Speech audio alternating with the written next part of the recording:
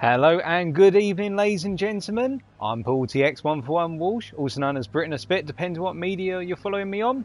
And welcome back to another round of the Acelith Design Endurance Championship of 2020. It's Season 6, we're in Tier 1, and we're looking at Race 3 out of 8 on the calendar. With the series' first quarter now complete, with two very feisty races to kick off the season, we've now returned to Italy for the third round, where we're racing at Sardinia, Road Track B. Now this track is going to see the drivers using the Group 4 machines, and boy have we got a cracker for you today, because whenever Sardinia comes up, it's typically a fan favourite within the GT Sport community, and the B variant is no exception, with its combination of high speed and low speed corners, a short lap time, and a feisty set of cars out on track that is comprised of Group 4. A lot sooner than any other tyre on any other car, in the fact that even if you move the brake bias all the way to the rear of the car to try and shift all the rear balance, all of the tyre wear towards the rear as much as possible I should say, you are still going to feel that horrific front tyre wear.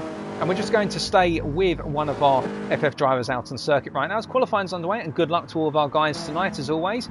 We'll stay with Muller for a little bit longer. What you can imagine is that over the longer distance of the race, despite tyre wear being quite light here for the track, even though we've got some heavy braking zones, that the FF cars are going to be the ones that either manage their tyres to the best of their possible ability or have to pit first before the other drivetrains.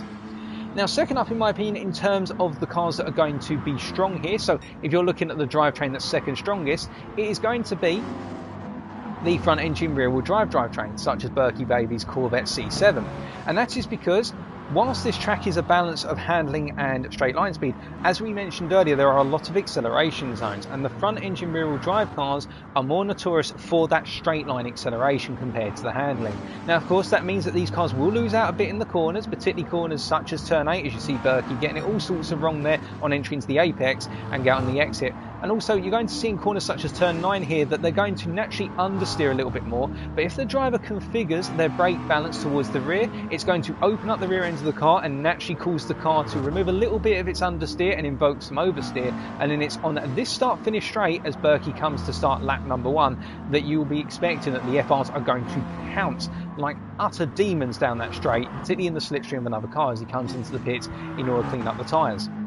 Now conversely, in my opinion, what the weakest car is going to be in terms of drivetrain here, it will be, as we've got drivers coming around with Zephyx Jack leading the field around in terms of the initial qualifying lap by looks of things, it's going to be the mid-engine rear-wheel drive cars, because of the fact they don't necessarily have that straight line speed, unlike the front engine rear-wheel drive cars, but they do have the handling advantage, albeit not as strong as the front engine front-wheel drive cars. So you can imagine that the mid-engine rear-wheel drive cars are going to have to play to their handling strength to try and hang close to other cars, so that way they can pounce on the start-finish straight. But on the flip side, of course, what you've got to keep in mind with these cars is that because they're handling orientated, if a driver is very good at preserving their tyres and doing fuel management, these cars can spring a surprise, because as they go deeper into each stint of the race, they may be able to maintain a more consistent pace than the other two drivetrains. But still, it's all to play for, and remember, what works for one driver in terms of strategy may not work for the other, so we may see some surprises in terms of drivers making cars not expected to do as well here, do phenomenally. And of course, with it being a standing start as always, we have to keep in mind that some drivers may get a phenomenal start off the line, particularly G-Rabbit and the Ferrari, while the strongest accelerators of the line within the Group 4 category. So Zephyx's Jack is coming around to complete the lap then, and we've had confirmation that it will be the 11 drivers today. He's going to come across the line with what looks to be a baseline of a 1:24.7. That is a rather strong lap from Jack. I get the feeling he probably thinks he can get a bit more time out here. Jack normally has that habit whereby he'll set a very strong banker lap and then he'll start to improve, and we can see already that somebody has gone faster in the form of DJ Rice 83 in the Megane. That would be expected, and the Megans are going to be very close to Jack's over time, drivers being equal. Now your next question will potentially be, of course, what about if the drivers are completely equals? Mr. Sean now sets the provisional path of 1:24.5. What if a driver's skill is equal across the three drivetrains? What can we expect to be the lap time difference? Well, the FF is going to be the fastest, and in my opinion, based on testing previously done, the FF drivers could be up to half a second faster than the front engine rear wheel drive cars and the mid engine rear wheel drive cars. That is a possibility just in clear air, no slipstream whatsoever. The front engine rear wheel drive cars, it will come down to the best part of being able to get on the accelerator as soon as possible. But you can imagine that they're going to be just about 1 to 2 tenths on average faster than those mid-engine rear wheel drive cars in qualifying. So we should expect some absolutely huge laps from our Megane drivers here. As we can see, another driver coming across the line, or leading the field across the line now for what is effectively the second round of qualifying laps. And that'll be Zefix's Jack once again. So does he improve this time round? Does he improve on that 124.7? Doesn't, but we can see Muller coming into the pits, and we've got Flapjack coming across the line here in the Ferrari as well. We should have pointed out Flapjack 247 is around the Ferrari, improving to a 125.6. You can see that deficit in straight line speed being felt as he's coming up the hill here into turn 1. Berkey Baby improving to a 125.3, and we've got Gadget improving in the McLaren to a 125.4, Senna improving to a 125.8, and Bottlejob as well improving to a 125.4. And Bottlejob, remember, was running the Mustang in Season 5, but he made the switch to the Porsche Cayman for Season 6 in Tier 1. The Cayman's going to be an interesting car for Bottlejob, a very good car for its tyre wear. Mid-engine rear-wheel drive, but it will look after its tyres very nicely, and what you can imagine is Bottlejob is going to be one of the drivers. If he can also add his own personal tyre management in on that combination, you could see him go very deep on a set of super softs or a set of softs per stint. It's something to watch out for, because the Porsche is one of those cars where it's so set up for handling and managing its tyres that it really is respectful to a driver who is gentle with the car. You can push the car hard, yes, but under braking, if you're kind to the car's brakes and you're kind to the overall steering inputs, then those tyres will be rewarded with a much longer lifespan.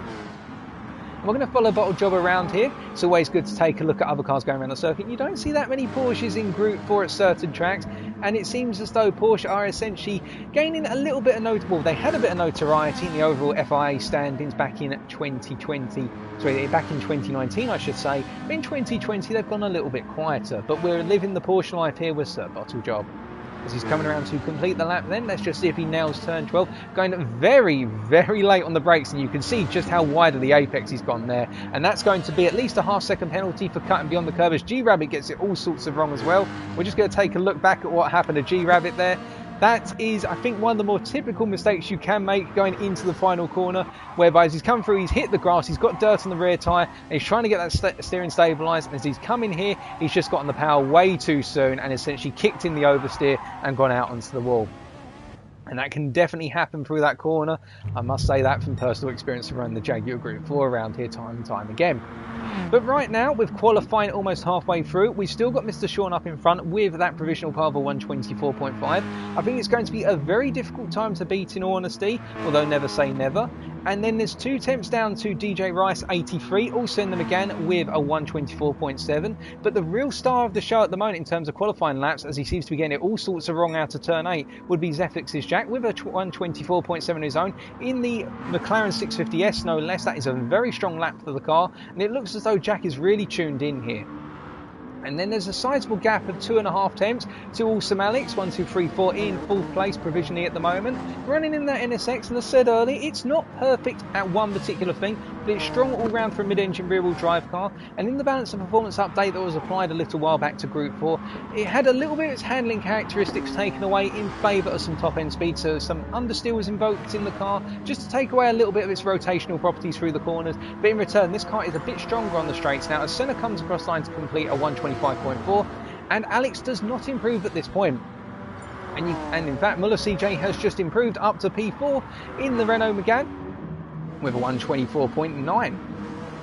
So you can see the field is tightening up. It looks as though we've got quite a close field towards the midpoint, but otherwise up front really we've got 3 drivers who seem to be pioneering the way in terms of those 124s, and really Muller CJ's now latching onto the back of that with a 124.9 of his own, and Awesome Alex just on the periphery with a 125.005. So he's probably wanting to get into those 124.9s if he can by the end of the qualifying session. I think he'll be proud of himself if he's able to achieve that.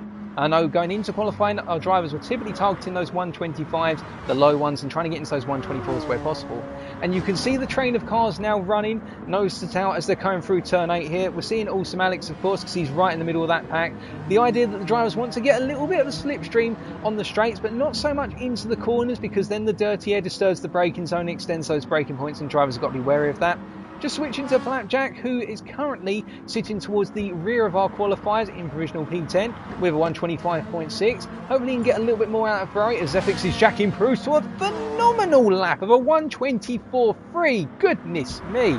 And we're going to have to take a look at Jack in a second and see whether he was running in amongst the pack there or out on his own as Flapjack improves, as does Awesome Alex, now breaking into the 124.9s for Awesome Alex and Flapjack up to a 125.4.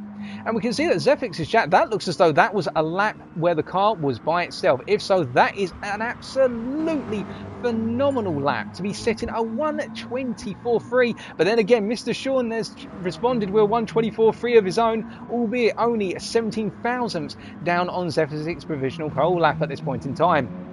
You can see that Bottle Jobber's got it all sorts of wrong going into turn 1 or turn 2 there, but it looks as though he's got out of the way for Mr. Sean, and Sean is continuing to push as G-Rabbit has now finally set a lap of a 125.7, and that is leaving him in provisional 11th place, the last of our runners so far. So we've got 11 cars here. But that's not to say Rabbit cannot improve as time goes on.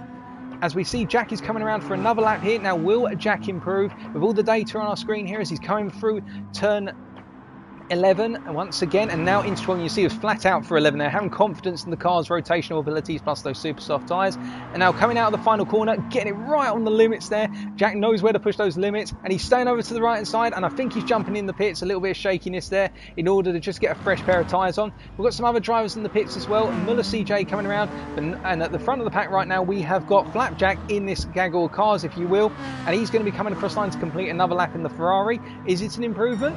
It is an improvement to a 125.3, and also Alex is getting lower into the 124.9s.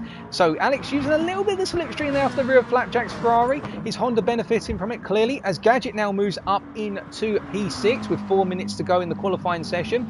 And that's a good lap by Gadget. He's getting towards the front. He's almost in the top half of the grid now. He's right on the centre point at the moment. So Gadget is gradually getting his feet in and really starting to put in some good qualifying laps here. And you can see just how close it is in amongst the midfield here.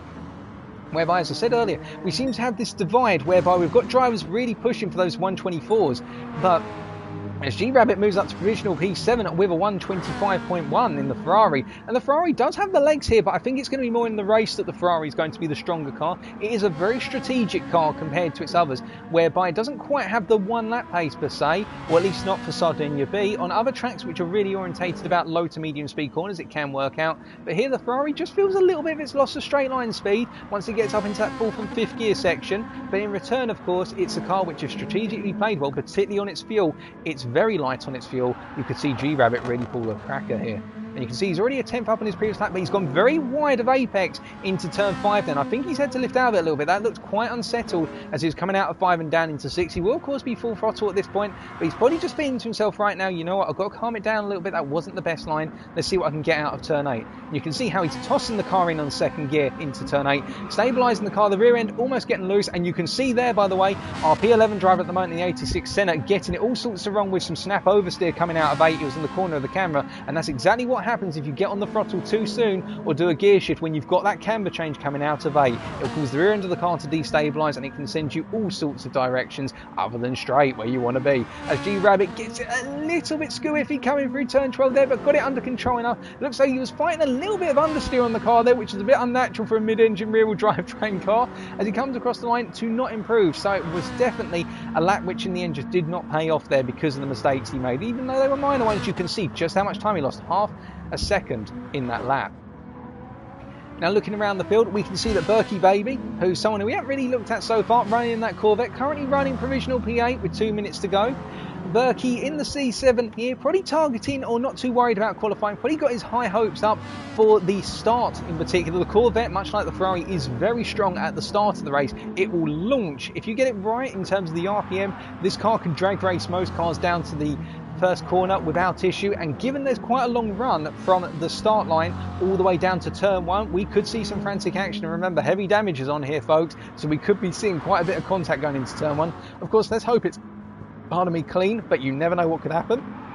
And riding with Berkey at the moment, he's just on an outlap, so this is going to be literally his final qualifying lap when he crosses the line. And we've got a number of drivers in the pits, such as Mr. Sean and DJ Rice, perhaps hanging up their racing shoes for the time being, knowing that they're going to have to wait now until the race. They can't really improve anymore, so it may be that provisional pole is going to actually be pole position for Zephyx's Jack, which will be an absolute turn of form, given the fact that he's running in the McLaren, and we expected the front engine front wheel drive cars to be on pole here. But Berkey coming out of the final corner then to begin his final qualifying lap. We're going to stay with the driver in the Corvette, and as he's coming across the line then, so we're going to ride on board and talk you through a lap with the Corvette C7 and see how he does. So up into 6th gear here, using the power of the Corvette's engine to power up the hill. Now braking heavily at the 150 board or just after it, into 3rd gear, staying in 3rd compared to 2nd, just avoiding the gravel there, and I think feeling a bit of the dirty air of G-Rabbit's car in front, because you can see how that front end isn't quite as responsive as perhaps it would be, because it's quite a light car, the Corvette, even though it does have a tendency to understeer if you get it all sorts of wrong. But here he's showing that the understeer is being invoked for the dirty air, but well planted through turn 4, now into 5, albeit he is 1/10 down. But remember, when he's on those acceleration zones, particularly on the run up to turn 8, he's going to get the benefit of the toe in front, and I think he's just going to have to be careful braking a little bit earlier into 8 here, as he's gone through 7. Well, sorry, he's about to come through 7, I should say, and going up into 5th gear, not going into 6th, now braking down hard into 2nd gear here, getting nice and planted to the apex, and you can see how he's straightened the steering wheel, and G-Rabbit has aborted the lap. He's probably got it wrong, and he knows that he's down, and it looks as though Berkey Baby's down as well in terms of his lap time, so I think it's going to be a lap that he's going to have to abort. And with not too much time remaining, we can see that our first driver then to come across the line and complete their qualifying, well, was Muller CJ. Oh, my apologies. It was Muller CJ, I believe. Yeah, Muller CJ has finished. We don't have any of the checkered flags on our screen, folks. That's why we can't tell who's finished their laps. But nobody's really improving at this point. And Ayrton Senna has improved to 125.3, which is going to move him up to P10. And Bottlejob, I think, is going to be the one who's starting last of our runners here in the Porsche with a 125.4. Just go have a look around, and it looks like the only driver on a lap currently would be a Jack from Zephyx. And well, given that he's got pole position, albeit by 17 thousandths of a second, does he really need to improve even more? We'll wait and find out in case he does improve. I think Jack here is just simply going to put in another cycle lap here just to make sure he feels comfortable, he knows what the car feels like, and making all the other drivers wait as well. It presses on the mind. They're probably all thinking right now, oh, come on, Jack, we know you've got pole, just get on with it, please. As Jack really pushes the limits, then you'll notice that he was just within the limits. He won't be picking up a half-second penalty for that. You can run the wheels onto the curb, and he's going to come across the line. It's not an improvement, but Jack is going to take pole here, his first pole of the season.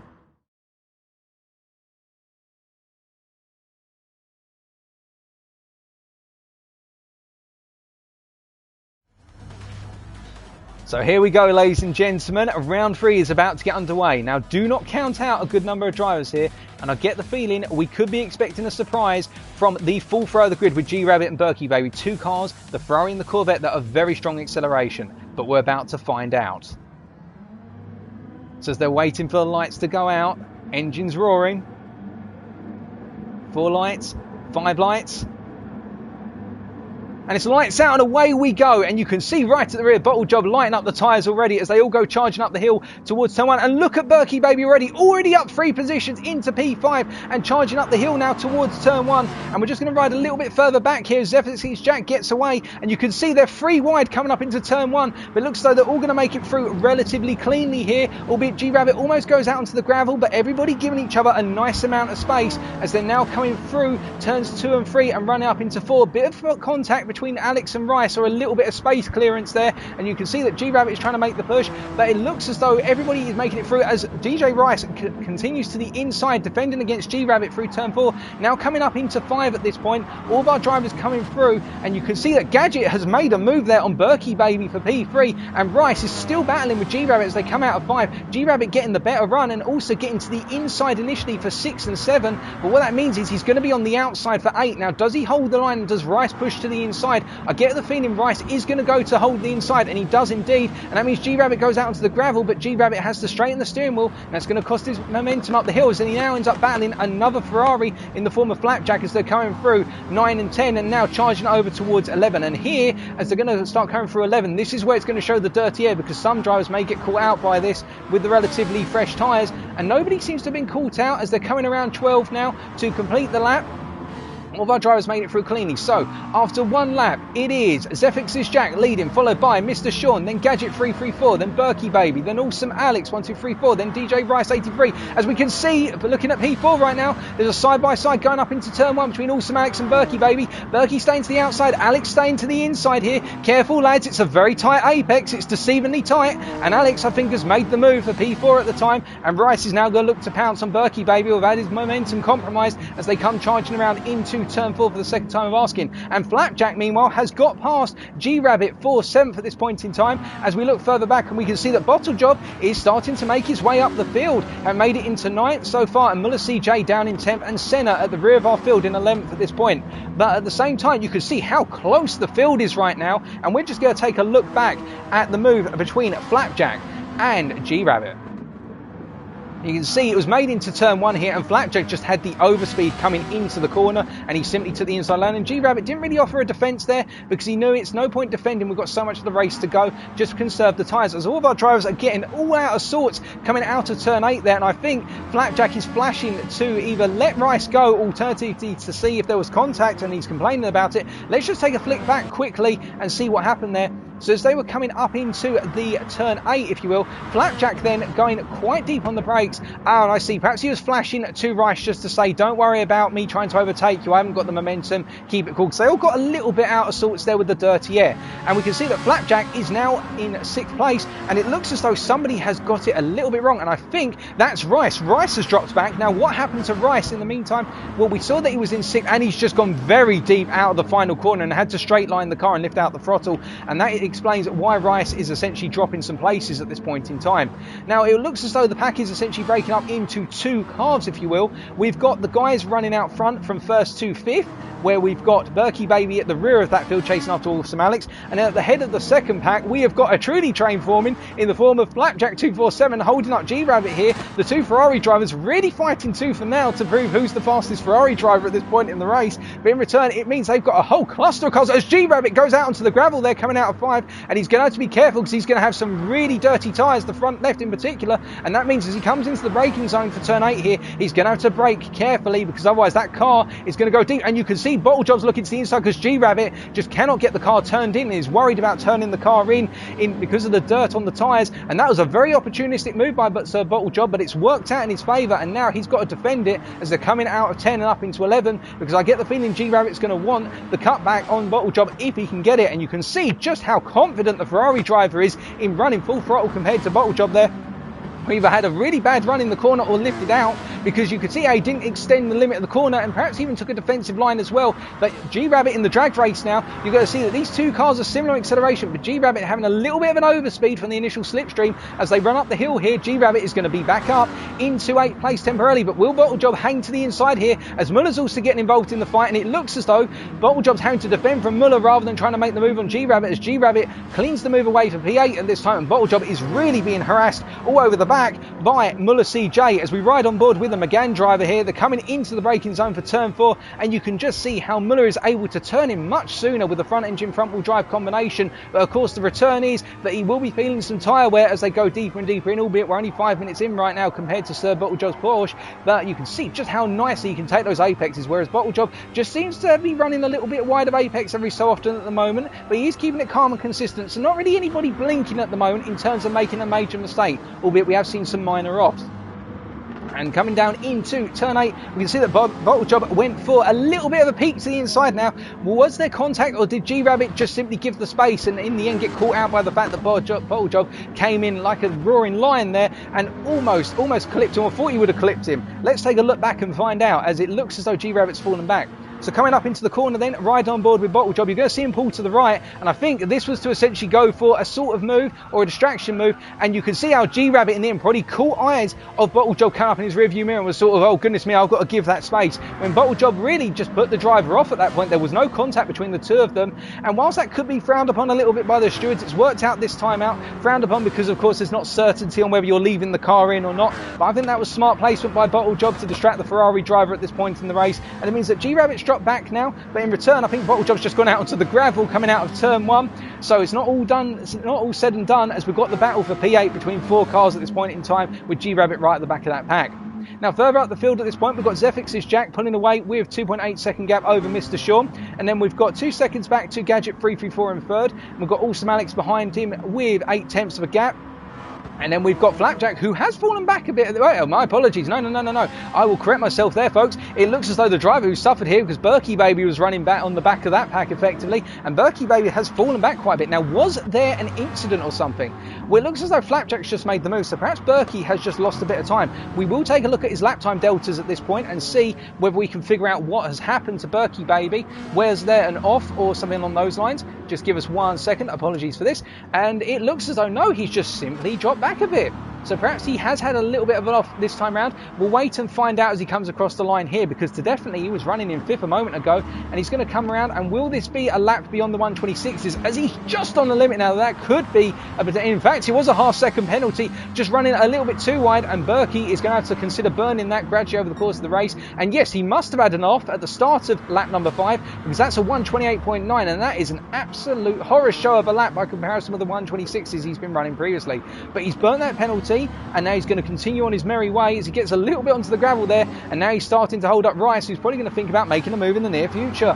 Now Rice, of course, in that Megane, really wants to get the moves done as soon as possible, given that Rice was further up the field much earlier on, and he's looking to the inside, doesn't quite get the move done, but Berkey does give the space, thinking that Rice was going to be fully alongside, potentially into the corner, or Rice was going for the little bit of the rear lunge there, but Rice has thought second about it, and he's just going to conserve his momentum, make sure to stay in the rear of the slipstream of the Corvette, and he's going to get a nice run here up into 8. Now further down the field, what we can see here is that our little pack of 4 chasing after 8th place, it's now Muller CJ who has got past Bottlejob. We're going to flick back and just see whether it had been made, and it looks as though the move had been made either in turn 1 or turn 4, in the fact that Sir Bottlejob was behind at that point. So we've got these guys running around in the battle for P8 right now, and then Berkey's being chased by Rice, who's fallen back a little bit at this point, perhaps conserving some momentum and keeping it cool. And Flapjack is leading really from 5th all the way round to 11th in a 1 pack, and then we've got Jack at the moment just gradually creeping away from the rest of the field. But don't count Sean, Gadget or Alex out at the moment, because these guys are all thirsty for positions, and particularly that race win. But it's an absolutely binder of one at the moment, folks, in the simple fact that anybody could come P5 right now, and although we've got 51 minutes to go, so it's not over the race win yet,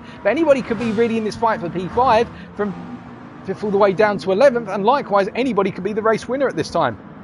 And that's the thing, as we mentioned about Group 4 and this track, it really goes when it can invent some really nice racing as a result. And we can see that once again, in fact, we're going to switch these guys. Berkey is really feeling the pressure of Rice as they're coming out of turn 3 and up into 4. And it looks as though Rice can just get a really solid run out of turn 1 compared to the Corvette driver. And that would really go that front engine, front wheel drive drivetrain. That grip on those front tyres as it's coming out of turn 1 must be absolutely sensational for Rice compared to Berkey having that rear drive. And that's just going to make him understeer a bit. And we do look further back and see that there was a bit of battling between Senna and Bottlejob. We missed that off camera, so we're just going to wind back and see what happened there. And it looks as though it happened as they were coming up into turn 5. And what you can see is Senna went to the outside, but then went for the cutback, a nice little cutback move into turn 5. You don't normally see that around the circuit, because turn 5 is one of those corners that's typically frowned upon for overtaking, unless you're already down the inside of the driver. But Senna's showing us how it's done in the 86. And remember, it's a car that you can have a lot of confidence in because of its native grip.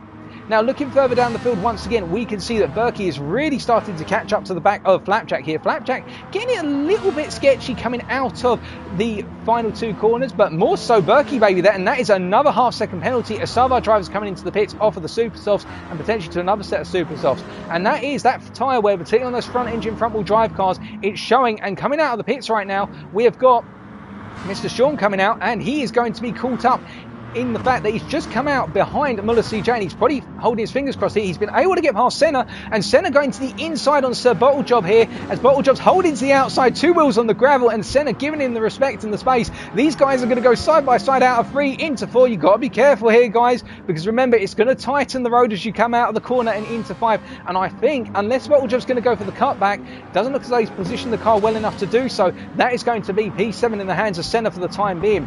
Now, we have got G-Rabbit closing up onto the back of this little battle, and further down the field at this point, Flapjack has come out after his pit stop, and we can also see that running at the very rear at the moment is Rice, who's pitted off of a set of super soft tyres, putting another set of super softs on, not taking any fuel at this point, and really that's that tyre wear coming into effect. It's a good time to check the tyres, and we can see that Zephyr's Jack, that front right in particular, is very heavily worn, and I suspect his pit stop's coming up within the next couple of laps. Meanwhile, if we look over to our other McLaren driver of Gadget 334, the similar story, albeit he's done a better job of conserving the tyres compared to Jack. Jack running the brake bias well towards the front of the car compared to Gadget, where that front tyre, that front right, seems to be a lot less worn, and Alex chasing after him right now, and Alex is really getting the run of the century here, and I wonder if a move's going to be on into turn 1, albeit the McLaren is very strong in its upper echelon of gears from 5th into 7th, so I think the NSX driver is going to have to do well to place the car as he's coming out of one of these corners into one of the smaller acceleration zones, and then get closer and closer and then really nail it on the start-finish straight. You want to be approximately about 3 tenths behind coming out of the final corner to get the best possible run. Berkey Baby in P4 at the moment, but he's been giving himself a bit of breathing room in the fact that people have been pitting around him. And if we look at Berkey's tyres here, you can see how the front engine rear-wheel drive car is not using its tyres as much, although that front right is heavily worn, and he's going to be feeling that through corners such as turn 4. Any left-hander that involves heavy braking into a power zone, he's going to feel that, but it's not going to be felt as much as, say, Mr. Sean right now, who on those fresher tyres, you can see already how he's starting to put wear on those front tyres, and that is that front wheel front engine drivetrain really starting to use its tyres heavily. And remember, we said that was going to happen in the race. It was going to be a concern, and Bottlejob and G-Rabbit here, the longer runners really on the first stint, and they're just creeping up the field, and I get the feeling that Bottlejob and G-Rabbit are probably both saying to one another, come on mate, just don't fight, let's just keep working together and creep up the field, and perhaps we can sneak a result. But really, the battle that's going on at the moment that everybody needs to keep their eyes on is Gadget versus Awesome Alex, because these drivers are just going to be absolutely charging for it, because whilst they may not be able to catch up to Jack at this point in the race, I get the feeling Alex, as he goes to the straightest possible line coming out the final corner, and both of them are pitting at the same time. Okay, we'll have to keep an eye on that. But further down the field then, as our 2 second and third place guys are coming into the pits for their scheduled pit stop, probably going on to another set of super softs, and Mr. Sean is now coming along the start-finish straight and wondering how it's going to play out. We haven't got too many people close to one up. Mr. Sean coming out up into second for the time being. In fact, leapfrogging Gadget and Awesome Alex through the pits at this point. Now, that is something to note. And we can see further back, look at G-Rabbit getting closer and closer to the rear of Bottlejob's Porsche Cayman, but not able to make the move here. And again, I really think that Rabbit at this point is just trying to say to Bottlejob through messaging him by staying behind, look, just focus on being as quick as you can. We've got to think about our strategies. As Rabbit goes wider and just keeps it under control, probably feeling a little bit of the dirty air of the Porsche in front, and also his tyres are going to feel worn now, and it is closing up in this midfield pack with both Flapjack and Rice catching up to the back of the 2 drivers who are yet to pit. Berkey Baby has pitted now, and he's come out on a set of softs, switching away from the super softs, and meanwhile we have got Muller CJ on a set of super softs, already starting to put wear into the front tyres as would be expected, and the last of our runners at the moment would be Senna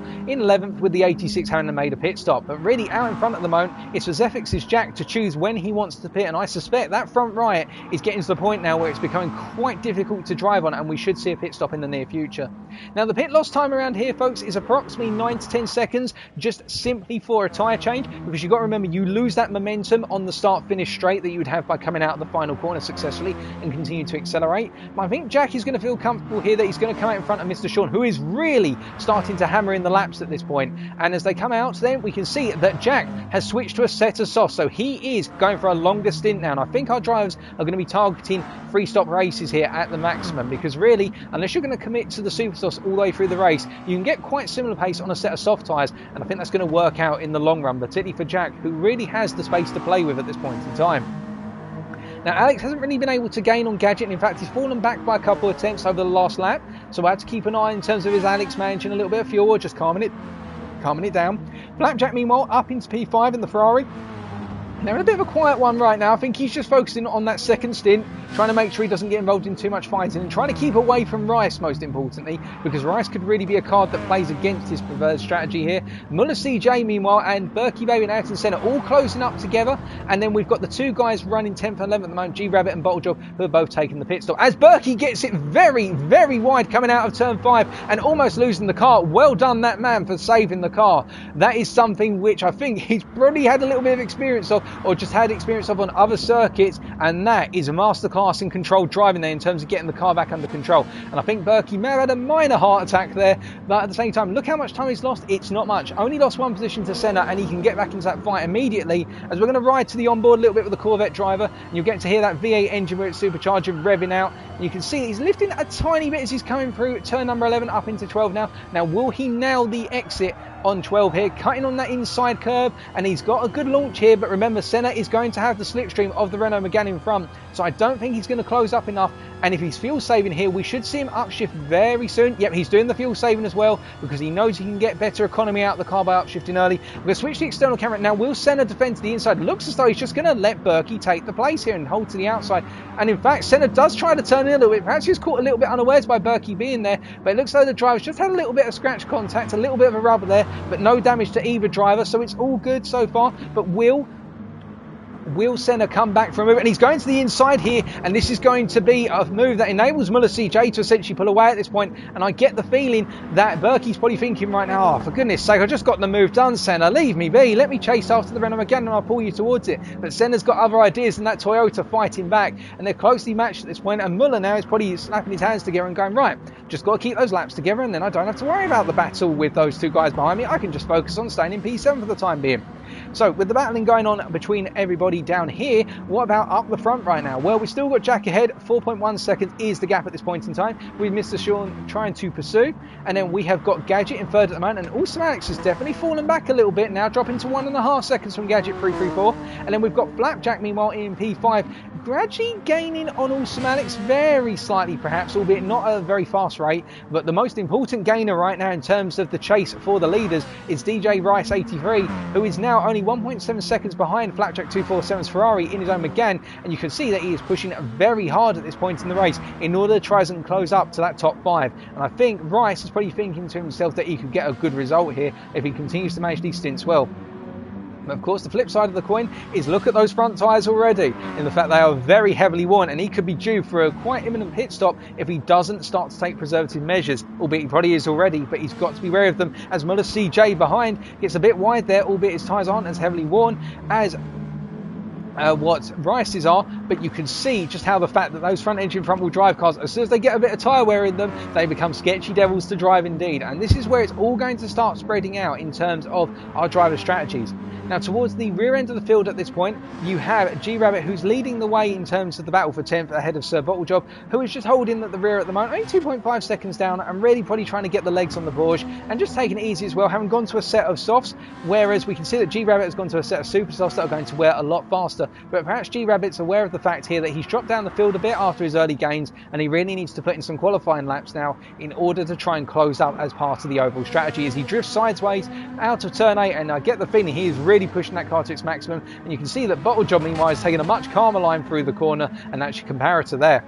But looking a little bit further up the field here, we can see quite the charge going on as Berkey Baby goes wide out of turn number 12 once again. Now, was that another half-second penalty? Doesn't look like it. In fact, it was. We predicted it. It's got the half-second penalty, and that's another one to burn, and Berkey is picking up a lot of those down. I think that's going to be quite hazardous to his chances of finishing well in this race if he continues to do so. He'll have to keep burning those under braking into turn 1. But really, the gainer at this point in this little scrap for 7th is Ayrton Senna, who's now up into 8th and clear of Berkey Baby, and he's really starting to put the pressure on Muller CJ in the fact that the gap between them now is only 0.6 of a second. And you can see how the Toyota driver really is getting into rhythm. As soon as he finds that rhythm, albeit didn't this time as he goes quite a bit wide coming out of turn 4, but when he does get that rhythm in place, he really does start to close up to the back of the Megane driver. And we're just going to take a quick sip of water here as we ride on board with the British driver and ride on with that lovely 86 cockpit, nice and spacious for you.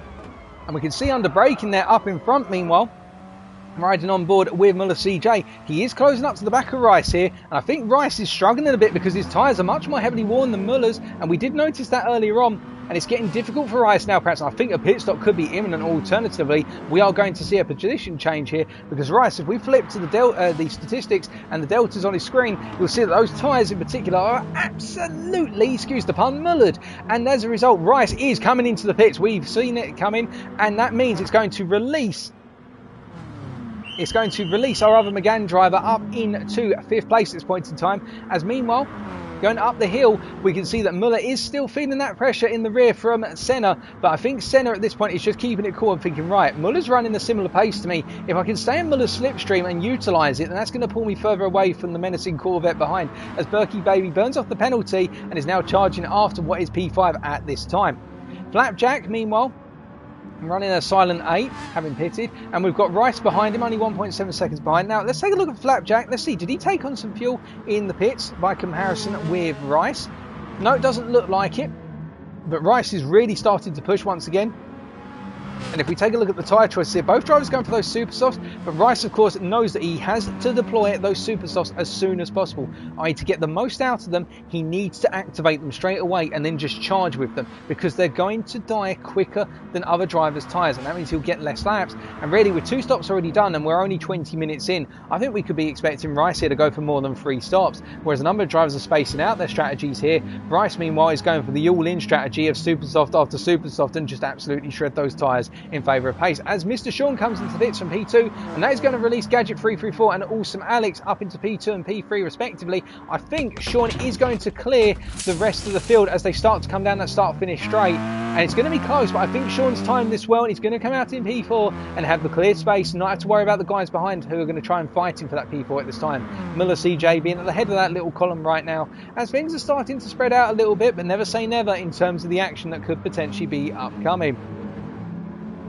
And with Muller right now, he's probably thinking to himself, right, I'm not getting too much pressure from Senna behind, but he's got to be wary of Senna. And I think Muller's just trying to settle into his own race, because really he is in an extended fight here with the guys behind him for a potential P5, although he's got to keep in mind that Flapjack was also running in that contention for P5, and Flapjack is on a completely offset strategy in the Ferrari 458 by comparison with Muller. So it's going to be all about how it plays out in the long term, of course, as we can see that Muller coming down through 6 and into 7 at this point in time, losing it out a little bit initially, but then starting to pull away from the 86 behind, and that's that acceleration factor on the Senna's 86, which just doesn't have that straight line acceleration because of the momentum. But you can see how much momentum Senna held there as Berkey Baby goes wide and gets it all sorts of wrong and spins out, coming out of 8. We'll take a look back at that shortly, but Senna right now, the charge from the Toyota driver is absolutely sensational here, and if he can nail it through the final corner, he may not be able to go for the move initially, but he could put Muller under a lot of pressure. So we're going to ride on board with Senna as he's coming out of turn 12. Now, does he hook it up? Hooks it up nicely, and I think Muller's going to initially have the best possible run down the straight here. As they start to build up that momentum, you're going to see Senna gain a little bit, albeit Muller is really getting good legs out of that Megane's engine right now, and he's only starting to close up as they're coming up to the braking zone of turn number 1 for the 17th time of asking. And I think unless Senna goes for the lunge of the century, it's just not happening. Now further down the field, Rice is now up into PA after we saw that Berkey Baby has had an absolute disaster. Now what happened to Berkey Baby? Let's take a look back and find out, and we'll ride on the onboard so you can see exactly what happened to him with the telemetry.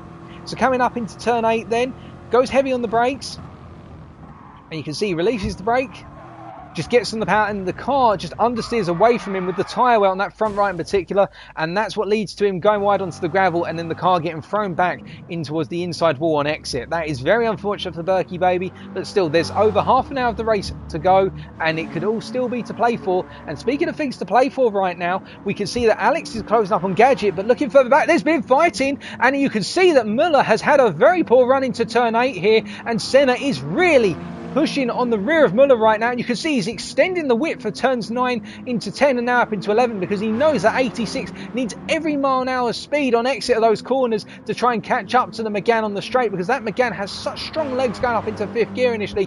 but Senna is pushing so hard, and I'm wondering if Muller's going to come into the pits here, and in fact he is into the pits. Now will this release Senna as the two drivers come into the pits together, and Senna's probably thinking, oh goodness me man, I can't afford to stay behind you all the time, but it looks as though Muller just had a really bad run into the corner by comparison with Senna as we flip back to the replay. So nothing in terms of overall battling, just unfortunate for the drivers. And looking down the field at this point, we can see in terms of how things have come out, Flapjack is starting to be chased by Rice. And remember, I said about Rice being in a battle with Flapjack for P5, and Flapjack has regained over the course of the pit stops, as Rice has just taken a pit stop with a... Sorry, no, he hasn't just taken a pit stop. Sorry, they've been released because of the other drivers who've taken pit stops. But in return, this is how it's playing out right now. And I think for Rice, he's going to have to chase down the Ferrari driver and essentially try to close it up as they go deeper and deeper in. And remembering that Rice is going to have those fresher tyres initially in the better pace, but as they go deeper into this stint, as he gets all sorts of awkward coming out of 5 there, but keeps it under control. But you can see that's cost him a bit of momentum on Flapjack. And then further down, really, with the pit stop out of the way, Muller and Ayrton Senna and Rabbit are not too far behind in the battle for P5 right now, so if they do start fighting and holding one another up, it's only 5 seconds, and a couple of fights here and there can close that 5-second gap down very nicely for Muller and Senna. And Rabbit, right on the back of it, Mr. G Rabbit, he's going to essentially be hoping that the fighting kicks off between everybody in front, because he could really start to gain. And Bottle Job in 10th at the moment, just holding on there, as Alex is coming to the pits but not Gadget. Now, is Alex going for the undercut for second place? We'll come back to that shortly, as we can see that Alex is in the pits right now, and I think, no, he's not taken on the fuel, or has he? No, he hasn't taken on the fuel, just another set of tyres, and that releases Sean up into P3. So it's a three-way battle for P2, definitely, between Sean, Gadget and Alex, and we'll have to see how that plays out shortly, as Flapjack and Rice are now battling into turn 1 on lap number 19, and Flapjack holding to that inside line, but Rice really getting a strong acceleration coming out of the final corner to that start-finish straight. And you can see how they're going to go side by side through 3 at this point. Rice really taking an opportunistic positioning there, but he backs out. But I think Flapjack wasn't aware of the fact Rice was going to try and position the car there, and instead Rice has decided, you know what, Flapjack probably hasn't seen me, let's not get any damage to our cars, and so he's backed out of it initially. But Rice is putting the pressure on massively here, and as we ride to the onboard here, in fact we're going to take a look from Flapjack's perspective backwards. What you can see is that Flapjack is trying to position the car as best he can to get the fastest possible run into turn 8, and this is going to be difficult for Flapjack, because if he can't break that toe on acceleration out of corners 9, 10 and 11 going into 12, then Rice is going to be in a very dangerous position. And we're just going to follow what's happening here, because this is the closest battle on track right now for overall position, and you can see he got really nice acceleration launch out of 8, and he's continuing that momentum through 9, and I think Rice is now going to try and come back initially, but a bit of tyre wear's holding him up here. And coming into 11, does Flapjack get it now compared to Rice? They both get an even run out of it. Rice going to the full length of the track limits there, very nicely driven by the Renault driver, but in return the Ferrari driver getting a good run out of 12. Now watch how that Megane is going to really close in the slipstream here. They've got a long way to the next corner, which is turn 1 for the 20th time of asking, and you can see that Megane is getting closer and closer and closer, and Flapjack is going to hold to the inside initially. Now will Rice go for the dummy here as we switch to external camera? No, he's going to the outside. Is he going to try and send it round the outside, or go for the cut back out of 1, assuming Flapjack's going to go deep? And it looks like Flapjack positions the car nicely on the defensive line, holding to the natural racing line through 2 and 3. And that means that Rice is going to have to stay behind. But Rice getting a really good corner exit out of 3. And he's looking to the inside. Is he going to lunge under the brakes? No, not quite. He's trying to intimidate Flapjack into a mistake by positioning his car not alongside the rear quarter panel, but just trying to put his nose in the rear view mirror of Flapjack on the left-hand side, as if to say, hey, I'm coming through. Do you want to get out of my way, please? But Flapjack saying, I've seen through your games, Mr. Rice, and I'm having none of it, thank you. My Ferrari's happy to stay in P5. You're going to have to deal with it.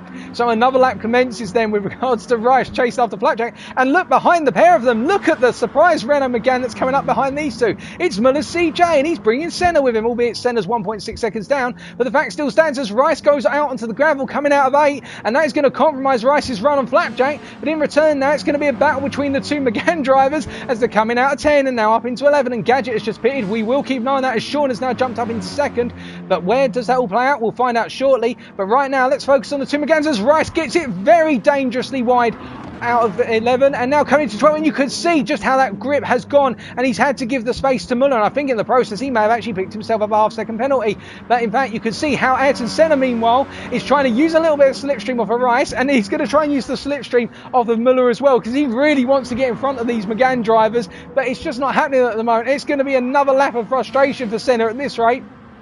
as he's getting closer and closer on the braking, and you could see how deep he went on the brakes. They're drifting it through turn 1 as both Bottle Job and G-Rabbit come into the pits for another pit stop. And up front, meanwhile, in key news here, folks, we can see that Awesome Alex has leapt Gadget in the battle for P3. The two mid-engine rear-wheel drive drivers of the NSX in the form of Alex and Gadget in the form of McLaren, they've traded places through the pit stops. But we'll come back to that in a second, because right now we're going to wonder if Senna's going to try and go for the move here as they come down towards turn 8 for the 21st time of asking. I don't think so. I think that gap's opening up, and in fact Muller is just gradually pulling a little bit of a gap at the moment, using the straight line speed initially of that Megane to his advantage, but still it could happen at any point. Meanwhile, in the lead and coming into the pits right now is FX's Jack, so he's going for a scheduled pit stop there, maybe looking to take on some fuel, depending on how far he wants to go on his next stint. But meanwhile, the driver that's worth noting, in fact there could be a potential overtake or a battle up into turn 1 here. Sean is now going to take the lead of this race unless Jack is able to hold to the inside into turn 1. It's going to be close, but I think Sean is going to have the lead for this time in the race,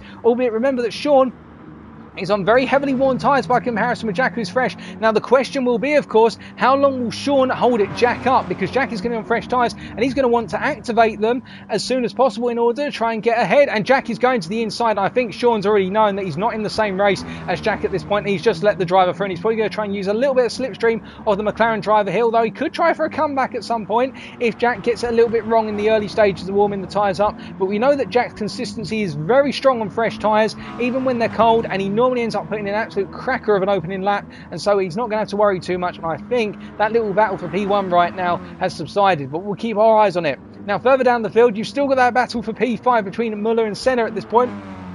P5 on track, but of course it's different places when all the strategies play out, but we'll wait and find out what the final numbers are in terms of the positions. But these are the closest two drivers out on track apart from our leaders right now, albeit our leaders are on offset strategies. These two are on identical strategies, it would seem, and it's almost as if Senna's saying, whatever you do, Muller, I'll do the same. But really Senna should be thinking to himself at this point, perhaps I need to pit one lap early to try and undercut the Megane driver, because I seem to be all over the back of him, but I just can't find a way through.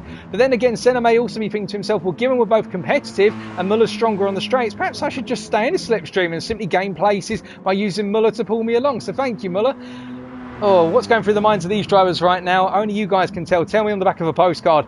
But anyway, as Muller goes a little bit wide out of exit on 12, they're feeling a bit of tyre wear, and I think Senna's actually got the better run this time, albeit we can see how that Megane just opens up on the straights and how slowly Senna's 86 is closing. And Senna's probably thinking to himself, if only I was in something with a little bit more engine power. But looking further down the field, we can see there's a battle going on for 9th at the moment between G-Rabbit and Berkey Baby. Now they're closed up through the strategies at this point. Berkey Baby's going to have a really strong run here if he gets it right out of turn 12, and I think he's nailed it. And in fact, G-Rabbit is not coming into the pits, or is no, he was fainting coming into the pits. That was a good attempt by G-Rabbit, but he wasn't able to fool Berkey Baby. And in the charge up towards turn 1, I think Berkey's going to be very far back, so unless he goes for an absolute dive bomb up the inside, which he's not going to.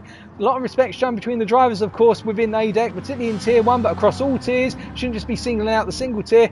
You can see the fact Berkey Baby's going to have to stay behind for a little bit longer, and perhaps just sizing up the Ferrari driver right now and thinking, where is he strong, where's he weak? But meanwhile, closer than he's ever been so far is Senna on the back of Muller, and he's probably thinking to himself, God's sake, Muller, just let me through. I can't outrun you on the straights, just make a mistake. And Muller's just holding on a little bit longer. And looking further back, meanwhile, it looks as though things have calmed down between G-Rabbit and Berkey Baby just initially as Sean comes into the pits, so we'll go back to that in a bit. But let's just see if Senna's able to get the run this time, as he uses the full width of turn 11 to try and get as much momentum as possible. And Senna's the closest he's ever been, but he gets a bit wide out of 12, and that means he's got it all to do again as he drops to 7.5 tenths down, now 8 tenths. This must be making Senna rip his hair out, because he's having to drive so hard to stay in the dirty air and right up the backside of that Megane. Meanwhile, Muller's just laughing to himself, probably thinking, right, Senna, just don't do anything stupid and I'll happily hold on to P5 and pull you along, mate. Oh, goodness me. Senna must be pushing that car so hard, and credit to him, it must be difficult for him, but he's driving that 86 so well at this point in time. And the battle for P2, after the most recent round of pit stops, we can see that Alex is leading 3 seconds ahead of Gadget, who in turn is only 4.4 seconds ahead of Mr. Sean, who's just come out the pits and will be looking to charge after Gadget on those fresh tyres. He switched to a set of softs, going a bit deeper at this point. Gadget, meanwhile, who we didn't flick to, running in that wonderful black and yellow liveried McLaren 650S, having a good time of it so far, and I think Gadget has shown his strongest performance to date. in terms of the races, and he's probably hoping to hold on to that P3, but time will tell. And then we're looking back to Senna at this point, and Senna has fallen back a bit from Muller, and I think his charge after Muller has been stemmed for the time being. But in terms of other battles out on circuit, Flapjack 247 is quite a way behind the battle for P5 at the moment, 7 seconds behind, albeit catching at quite a rapid rate. And meanwhile, we can see that Rice is chasing after him, 3.3 seconds down on Flapjack, Rice being in P8 at this point in time. And then G-Rabbit 11.4 seconds down in P9, in a quiet P9 with Berkey Baby and having fallen behind a little bit. And meanwhile, bringing up the rear at this point in the race is Sir Bottle Job, 3.5 seconds behind. But to be fair to Bottle Job, it's not as though he's had a terrible race. He's running a consistent race in the Porsche, and he's on a set of tyres which are in a nice place, those soft tyres. But he's just simply not having the fastest race today. But he's still showing consistent driving and consistent pace, and that's credit to the man. It's a tough environment in Tier 1, but Bottle Job made it here by due credit from Tier 2. And the results will come over time, one could reckon. They could come later in this race, of course.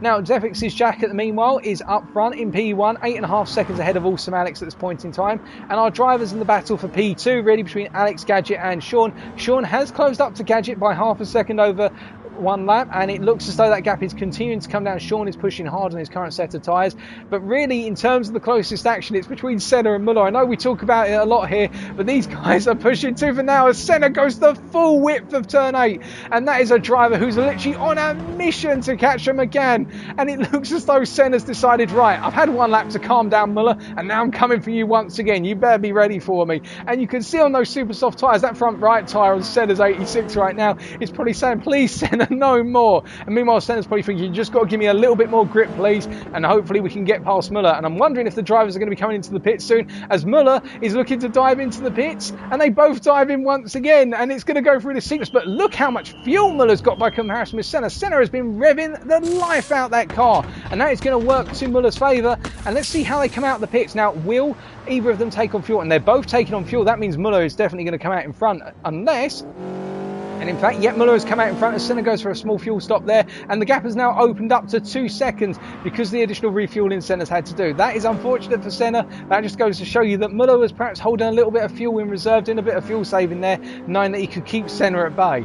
And that is going to be on Senna's mind right now. He's going to have to be wary of that going forward, as the gap between Alex and Gadget is dropped down from 3 seconds to 2.6, and we can see that the gap between Gadget and Sean over another lap has dropped by about 0.8 of a second down to 3 seconds now. And really the man on the mission and the charge is Mr. Sean in the Megane, charging after Gadget 334 and Awesome Alex, and getting the feeling here that Sean, despite being on the offset strategy by comparison, really feels as though this is his point to put a dent in the races of P3 and P2 at this time and go for a step on the podium, potentially up to P2. Now further down the field, we've got Flapjack. After a round of pit stops, Flapjack has now returned to P5 here as Alex is coming into the pits. We will keep an eye on how this all plays out and who else comes into the pits in that battle for P2. But we've got Flapjack in P5 at this point, and then we've got Rice back up into P6. But look at the gap between Rice and Muller.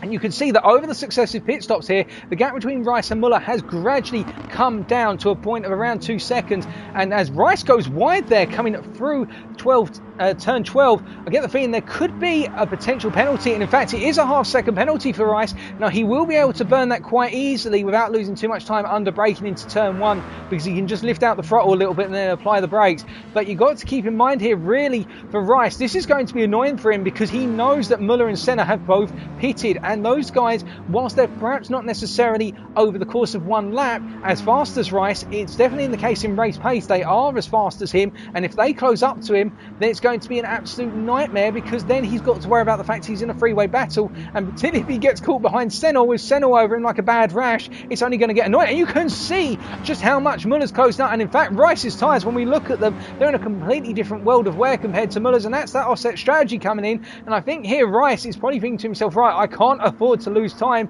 really behind these guys, and I've got to pit soon, so what do I do? Do I hold them up? Do I let them through? I can't lose the time because I'm on a different strategy, and this is going to be important for me in terms of my position in the race. And you can see how Muller is just being very cautious right now, because he doesn't want to get caught too much in a fight, because otherwise he's going to have an angry little 86 catching up to the rear of him, and it will be all over again for another whole stint of 86 on Megane action. And meanwhile, Muller is going to use that slipstream, I think, of Rice's Megane in front of him to help pull him along even more. But you can see Senna is closing that gap. It's already closed up by 8 tenths over the course of effectively this lap. And now, as Rice peels off into the pits, we're going to see the resumption of the battle that we have seen time and time again, with Senna chasing after Muller. And we'll have to wait and see how they close up. Now, further afield around the circuit, we have got G-Rabbit running a peaceful race in P9 at the moment. Will he get in the way of Rice as Rice comes out of the pits? We will wait and find out with expectant eyes. And in fact, I think Rabbit is just going to jump past Rice as they come out the pits here. Now, Rice is obviously going to want to get past Rabbit as soon as possible, but in return, G-Rabbit's going to be thinking to himself at this point, well, given I'm not really catching the guys in front of this time, or I don't seem to be quite in the same race, perhaps I can afford to hold Rice up a little bit, depending on the situation. And I think Rabbit here, given the amount of tyre wear he's got, he won't be in a rush to let Rice through, but at the same time, he'll let him through when Rice has a significant overspeed. I don't think he's going to battle him overly hard, per se. And meanwhile, in the war of the 86 and the Megane, you can see that Senna is catching up a little bit, albeit that gap is stabilised in about 1.1 second, but it will close up in the final sector here, as it normally does. But looking further afield towards the front of the pack, we can see that Gadget at the moment, who is running in P2, on the offset strategy from Sean, who is closing in P3, and then there's a gap of only 4.3 seconds to Automatics in P4. Now let's take a look at Gadget's lap times here, because it may be the case that he's made a little bit of a mistake, because that lap time seems to have come at a bit of a cost. No, he's been running consistent laps. It's just Sean is literally on the charge right now and is able to make those tyres last long, and Gadget's tyres meanwhile are gradually wearing off and he's falling into the 26s. By comparison with Sean, who I get the feeling is in those 25s, and at the same time Alex has switched his tyres on, and look at that, his fastest lap of the race on lap 28, a 1:25.1. So Alex has switched those tyres on and he's stripping time out of Gadget. And I think Gadget at this point has got to be thinking about going for that pit stop, because otherwise he's going to fall out of the battle for P2 or P3 if Alex is able to keep putting in these absolutely sensational laps. Now, fastest lap meanwhile is going to Zefix's Jack, well, 1:24.7. So it looks as though Jack is in just a little bit of a world of his own at the moment with regards to pace, and that would really justify that 15-second gap between him and Gadget. But really that gap is in the region of what is 16 seconds, because Mr. Sean is the effective car that's going to be in P2 after these pit stops have all concluded, until Sean then comes into the pits to construct the next wave of pit stops. So that is the gap between our leader and the head of the P2 battle, if you will. It's approximately 16 seconds, and that's just Jack being able to gradually creep away with the race. But in return, it's no discredit to our drivers. You can see Gadget there going very deep on exit from 12, and I get the feeling there he's going to be thinking to himself right now, do not keep making mistakes, otherwise that Megane is going to be on the slipstream. Now further down the field at this point, we can see that in the battle for P5, that Senna is right up the backside now of the Megane and Muller CJ. We're just going to look a little further down, and we can see that Rice has got past G-Rabbit. Now we will take a look back at the replay quickly to see whether he got it done. I think it was done potentially into turn 1 or turn 4, given that Rice was already ahead coming through 7 and up into 8, so we don't need to worry too much about that. I think that probably happened naturally through the offsetting strategies. But meanwhile, in terms of that battle for P5, we can see that Senna once again is on the frustration point of the 86's top end speed, but he's getting closer and closer. Muller, I think, is just really feeling the fact that Senna is all over the back of him now, and he's getting ready to perhaps go a little bit defensive, but of course preparing a cutback as well, perhaps to frustrate Senna even more. Muller's a wise guy, so Senna, however, so these two drivers are going to be ones to watch. But of course we can't spend all the time watching them, because we're here to watch 11 drivers race, not just 2, although we'd love to. Flapjack having the peaceful time at the moment in P7, but remember, the more time that Muller and Senna cost one another in battling, this will pull Flapjack further and further up the field, particularly seeing as Flapjack, before he went for his pit stop, was running in P5, and that is really where he's going to try and re-inherit once Senna and Muller come into the pits. And up front, we can see that Gadget is being closed down by Sean. The gap now down to 9 tenths of a second and continuing to close. Sean's not quite in the slipstream zone of 8 tenths at this point, but give it 1 or 2 more laps. If Sean's able to continue putting in the laps, but tyre wear is now going to start coming in for the Megane driver, I think Gadget's going to be feeling some pressure on the next couple of laps in terms of the battle up to turn 1, or alternatively in the run down to turn 8. As you can see, Gadget gets a nice run there through turn 1, although Sean gets a very good run on power, although afterwards, as they're coming through turn 3, you can see how Sean is starting to fall back a little bit, and I think Sean's tyres are actually feeling quite a bit of wet. In fact, look at that front right. Sean has been on the charge, but it's come at a huge cost in terms of that front right tyre is really feeling it right now, and I think the McGann driver is starting to fall off the pace a little bit, and I think the momentum's starting to fade away, and the driver who's benefiting the most from this will be Awesome Alex as he gets closer and closer. That gap now coming down to 3.2 seconds as he comes out of turn 5, and he's going to be charging after them. The NSX driver here could be looking to essentially usurp the other two because he's simply run a more strategic race by looks of things by comparison with them. He's been able to maintain the car more, and you can see that those super soft tyres which he's using to close up the gap, they're still in a relatively good condition, and if he continues to close up here, well, with 15 minutes remaining, it's going to be anyone's guess. But I think Alex is due another pit stop, so perhaps it's a bit premature to say that Alex has pulled a smart one here, because if Gadget's just trying to make this stint last long, as Jack comes into the pits from the lead, then all three drivers could have this final stop ahead of them and then a 15-minute dash towards the finish line for P2. As Alex goes almost off circuit out of 12, but he's going to be released as both Gadget and Sean come into the pits now. Of course, Gadget is going to have to take on fuel. Sean is not by comparison, or at least not as much. And Jack now coming out the pits. And Alex, I don't think Alex is going to get in the way of Jack's aspirations here, although it's going to be close down into turn 1. But I think Jack is just going to hold on. I think Alex just held a little bit of an inside line there to sort of say to Jack, look, I'm here in case I get it wrong on the brakes, but otherwise I'm not really going to go for the move here. And Sean has got out in front of Gadget, a 6-second gap forming because of the fuel taken on board. But meanwhile, there's not really much to worry about as Senna has fallen back a little bit from Muller. I think Senna has just lost a little bit of the momentum so far. And looking further down, we can see that Flapjack is still in that P7, and Rice, meanwhile, is in P8, chasing after Flapjack, albeit the gap is 3.9 seconds and expanding a little bit. Perhaps Rice is doing a little bit of fuel saving or car management at this point. And really in the battle further down the field, then we can see that Berkey Baby, on some quite heavily worn super soft tyres, is currently running in P9 through the strategy, and we've got Bottle Job in P10. And a little bit further down as Bottle Job's coming into the pits, which will promote G-Rabbit up into P10 surely, as Bottle Job does have to take on his fuel as well at this point. He's literally on 1% fuel, or 1 litre of fuel remaining, and that means that G-Rabbit is going to be promoted up into 10th place through the strategy. Now G-Rabbit, I think, has fuel to go to the end, and I think he's on his final stint. Those softs will go to the end of the race for 15 minutes. They will definitely go that distance. So it's going to be G-Rabbit's final pit stop out of the way, Bottle Job's final pit stop out of the way. Meanwhile, Berkey Baby, I imagine, will have at least one more stop to go, potentially for tyres, not for fuel. He looks though, if he's able to eke that fuel out, he may have to take just a sip of fuel on if he pits in the near future, but he's definitely has to take on the tyres. So we could have a close battle here for 10th or 9th between G-Rabbit, Bottle Job and Berkey Baby, depending on how it plays out. That's what's forming.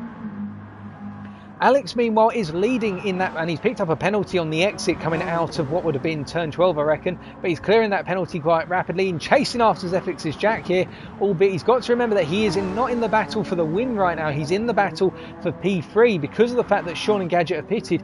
He's now got to keep in mind that essentially he's going to come out if he pits, unless he's planning to go to the end, but he's critical on fuel, so he's going to have to pit Alex. He's in the battle for P3, definitely. He's not in the battle for the win unless Jack suddenly has a complete nightmare of an accident, because Jack has just simply run away with this one. Now, meanwhile, looking further down, we can see in P5 we've got Muller followed by Senna right now in that little sparring battle, but they still have to pit. They're going to have to pit in the near future as both drivers are starting to get critical on fuel. Senna a bit more than Muller, and I get the feeling Senna's really been revving the 86 out in the pursuit of Muller. I think he's focused so much on beating Muller at this point. He doesn't care what the place number is. He just wants to beat the dastardly McGann. So fingers crossed that he can do it, of course, from his perspective. Fingers crossed for Muller that he's able to hold on. And then further down, of course, it'll be Flapjack who inherits the positions once the pit stops are out of the way. Albeit Flapjack's got to be wary here because he's actually quite low on fuel and his tyres are not in the best of condition. So will he make it to the end? Time will tell as he goes into braking for turns 9 and 10. And then looking further down even more, we can see that Rice at this point, with a heavily worn set of super softs on the front, as would be expected, he's got the fuel to go to the end, but there could be another tyre stop in hand here, and I suspect there will be with only 11.5 minutes to go as Muller comes into the pit, and Senna's come into the pits as well. Senna literally doing everything the same as Muller here. This must be frustrating. Perhaps Senna just doesn't feel there's another viable strategy for him. If I was Senna, I would have gone at least 1 lap less or 1 lap more, tried to mix up and find a way of overcutting or undercutting, as we can see that Sean has come through. sorry, not Sean, Rice has come through for P6 at this point, and Flapjack's through, but these guys, I think, are going to be on another pit stop. Unless Rice is planning to go to the end on those heavily worn super softs, then that means he's going to have to do a lot of hard work to hold Muller and Senna behind towards the end, as they're going to be on the fresher tyres and going to the end. And of course, there's the question, will Flapjack go to the end on the tyres and the fuel he's got remaining? Or it's going to be close to tell. It could be any one of 4 drivers, really, in the battle for P5 right now, given the fact that they've still got pit stops to do. Well, we suspect that 2 of them have got pit stops left to do.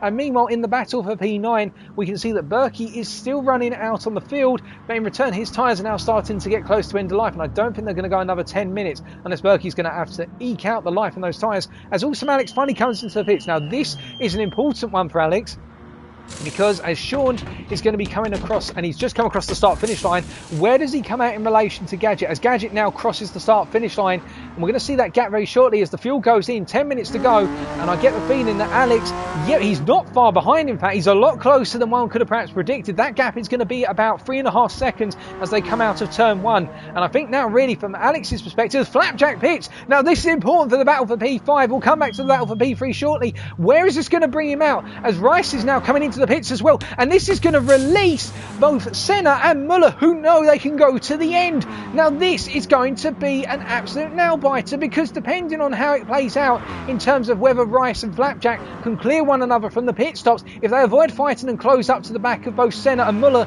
they're going to be on the charge for P5 in the remaining 10 minutes. But is there enough time? That's the question, because I think they're going to catch Senna, who's fallen back off of Muller, but I don't know whether they're going to have enough time. The gap to Senna from Flapjack is 5.5 seconds, closed down to 5.2 now the timing sheets are stabilised out, but then there's a further 2 seconds up the field. So unless they're going to be stripping approximately 1 to 1.5 seconds a lap out of 6th and 5th, I think Flapjack and Rice have called their strategies a little bit differently, and it hasn't worked out in their favour, and Muller and Senna really have pulled a surprise one, the pair of them, and I think Senna will feel chuffed with himself if he can hold on to this 6th place by the end and know that he almost had a top 5 here today, and that would be a great result for Senna compared to his previous form in race 2. But of course, I think as well he may be looking to make a fight back for P5 as he goes drifting through 9 into 10, and Senna is already starting to close up. So I think Muller's trying to preserve his tyres a little bit and just eke off the pace there, whereas Senna now really has to put in the laps right now and try and close up. But of course, he can't afford to get too close too soon, because if he does actually end up battling Muller either side by side, then it pulls him into the realm of battling with Flapjack and Rice, and that's the last thing you want, is a two-way fight turning into a four-way fight for P5.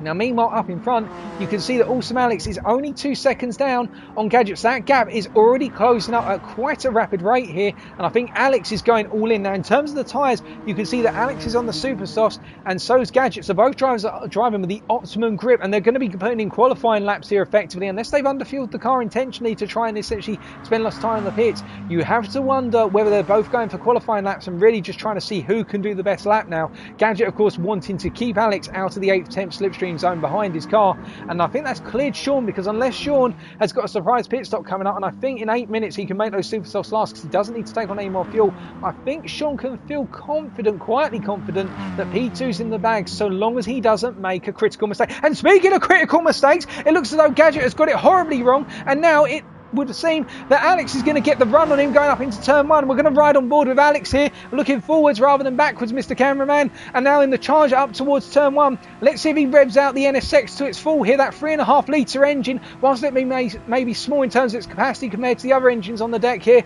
it's still a very strong engine when applied right. And you can see not able to make the move into turn 1 this time, but Alex is closing up, and this is dramatic. It looks as though Gadget's had a real upset in terms at some point on the previous lap he's got it all sorts of wrong, and Alex's momentum here is absolutely staggering as he throws a little bit of a dummy to the outside to the inside, but Gadget places the car sort of offset of the racing line there to essentially prevent Alex from being able to go for the move. Now, careful lads, you don't want to do anything silly here. You've still got 7 minutes of the race to go. It's a good time to fight, but remember, you've still got some distance, and if either of you pick up heavy damage now, oh goodness me, you're going to be dropping out of this top 5 fight for sure, because the guys behind, whilst they're 23 seconds back, if you take significant damage, that's going to absolutely spoil your race, particularly if you've just started the lap, so if they fight into turn 1 and there's a collision.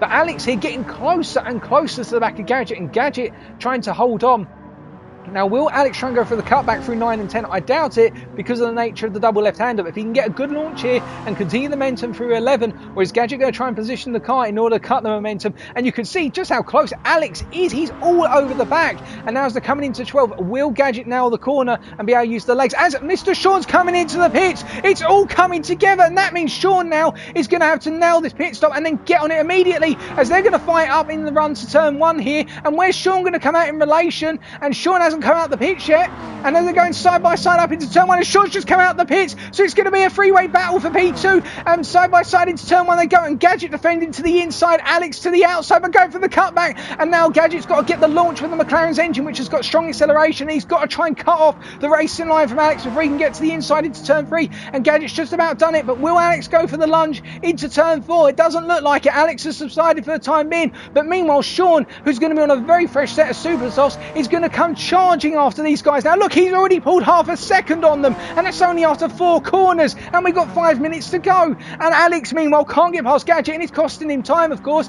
and Sean just needs to get those tyres a little bit warmed up as he's falling back a tiny bit.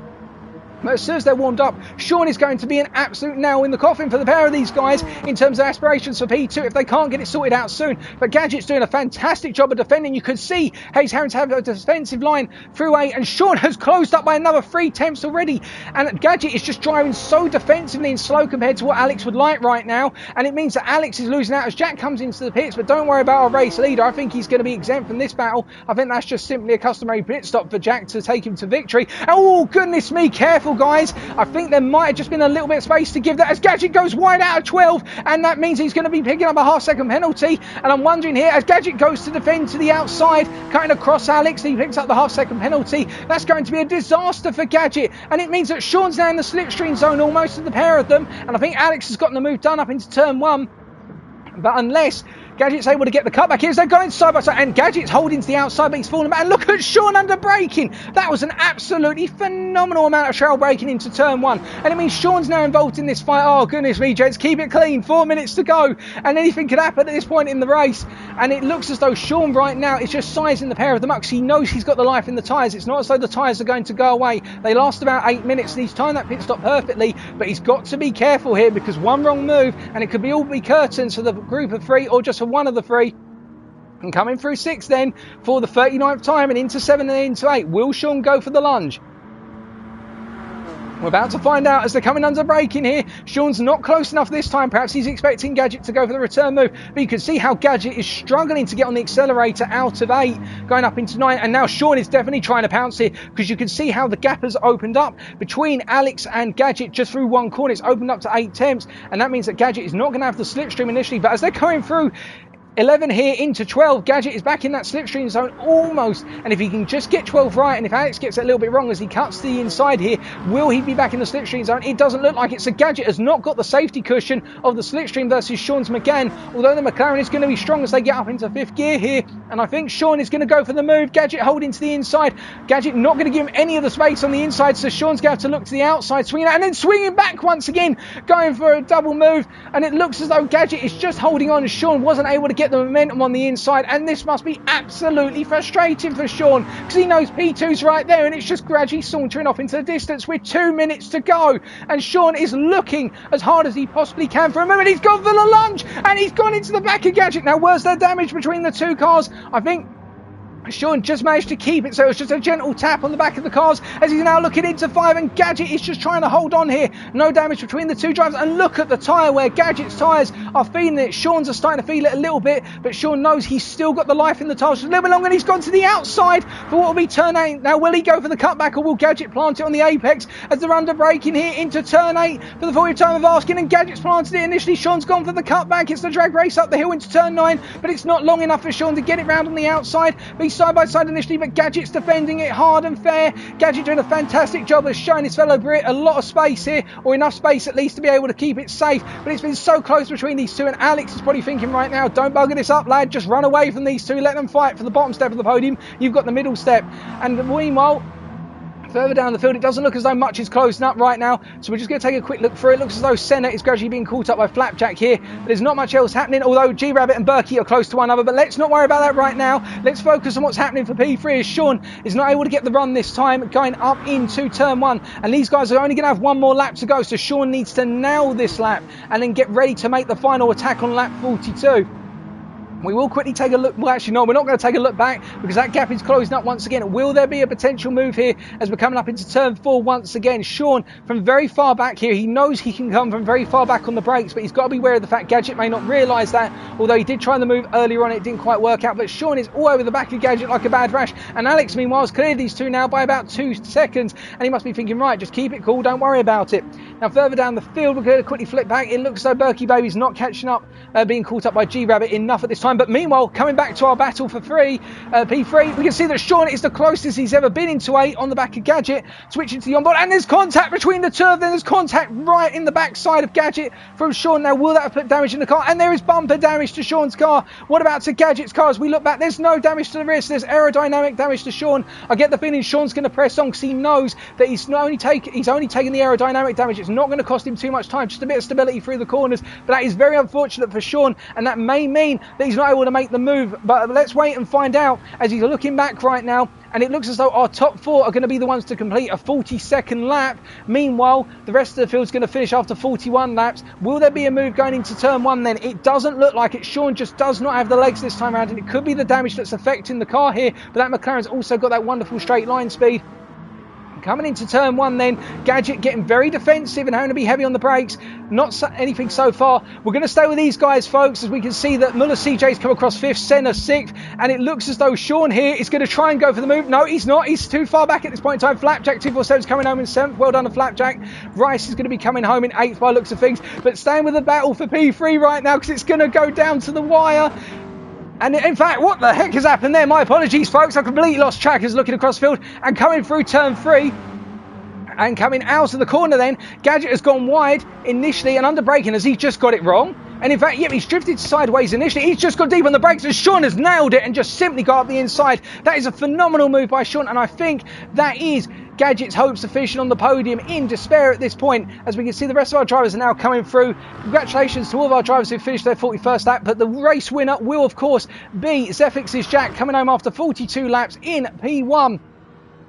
Meanwhile, in second place, I believe it is going to be Awesome Alex in the Honda NSX, who had driven a splendid race and in the end was able to clear the battle for P2 enough to make P2 his own home, and he's come home in second place.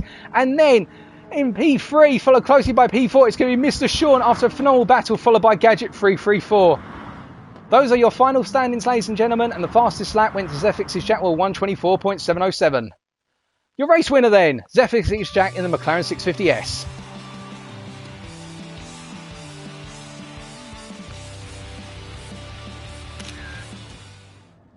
What a phenomenal race.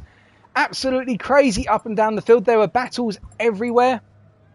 And on top of that, some fantastic respect shown between all of the drivers. And really, one thing that's understated here, and we really need to point this out.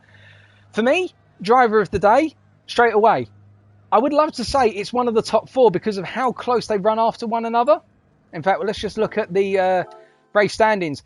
You could argue it's one of the top 4 because of how well they ran and the result. But for me, driver of the day, if you want me to be honest, it would have to be Muller CJ. That's what happens when you just focus on your strategy. You don't worry too much about the guy behind. And Muller was able to pull off a really good run to come home in P5. It's not all the way up on the podium. And really, Senna comes a close second for me because those two really worked together. Senna putting as much pressure as he could on Muller, but not enough. But those two drivers really working hard. And that was the surprise result. But congratulations to all of our drivers, of course, there. What a fantastic set of battles. Oh, goodness me. What a race. And, well, we said at the start, we did say at the start that it was going to be a phenomenal one. Sardinia B in Group 4 always throws up fantastic races. And with that, that's all we've got time for today. If you have enjoyed this video, be sure to leave a like, comment and or subscribe to both my channel and also the official Drivers Room YouTube channel, as may be found in the description of this video. But until next time, I've been your host TX141 or Britain a Spit, and remember to stay safe, stay well, stay smiling. but most importantly, stay on track.